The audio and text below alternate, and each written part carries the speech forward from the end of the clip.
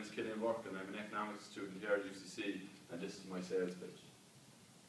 My sales pitch will deal with how behavioural economics and choice architecture can achieve more desirable outcomes in society. This will be concentrated on in the area of household financial decision making. Introduction. Behavioural economics has a significant role in relation to how households make decisions and in relation to their finances with the investigation of new ideas, such as a nudge having achieved more desirable outcomes both on personal levels and on society as a whole. We look at how we can use choice architecture to ensure that individuals make the right decisions which will result in more desirable outcomes. Choice architecture, it occurs when an individual involved is manipulated into making his or her choice, i.e. the way in which choices are presented to them. Choices are structured in such that some psychological mechanism leads people towards options that are either thought to be in their own best interest or thought to be in society's best interest. We'll look at these both in relation to two plans, which are the Save More Tomorrow plan and the 401k plan, and that will also be associated with the problem with that plan. The Save More Tomorrow plan. This is a plan that allows employees to allocate a portion of their future salary increases towards their retirement savings.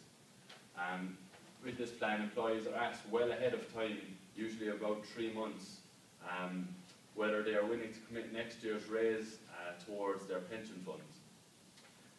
What often occurs is they are much more willing to agree to this, which is commit to this next year's raise, rather than if they were asked to do so after receiving the paychecks with the raises included. The average saving rates have tripled for Save More Tomorrow plan participants, from around 3.5 to 11.6%.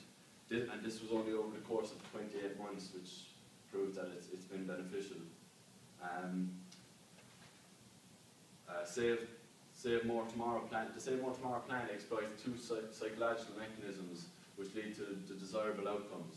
The first one is the endowment effect. The endowment effect describes how people will find it much harder to part with something when they have it in their hand rather than when they didn't have it in their hand. Secondly, the Save More Tomorrow plan will show how people tend to find it much easier to show strength of will when it comes to the future rather than to present costs and benefits. The 401k problem and solution. The problem occurs when too many people fail to enroll even when there is an employer match, so that's enroll in the plan even when there is an employer match. The solution to this is problem is automatic enrollment, which is in diversified portfolios will leave employees free to opt out if they choose. It has been discovered that once an individual gets around to enrolling in a plan, few will ever get around to opting out. This is where the nudge occurs.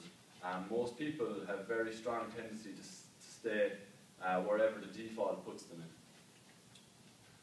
Why this will result in more desirable outcomes. If this type of plan was one day to become the standard operating procedure, it would be extremely efficient and would furthermore increase the results in relation to how choice architecture could provide desirable outcomes in relation to society and personal levels. If this type of plan or nudge was one day to become the standard operating procedure, desirable outcomes in relation to society and personal levels would increase. As we saw from the results earlier, the saving rates had tripled over the course of 28 months. I feel that if this nudge became automatic, the factor of being able to opt out would lead to much more desirable outcomes in society, and this will also especially benefit governments. The switching to the automatic enrolment, as I said already, will obviously benefit governments. And that's my pitch. Thank you.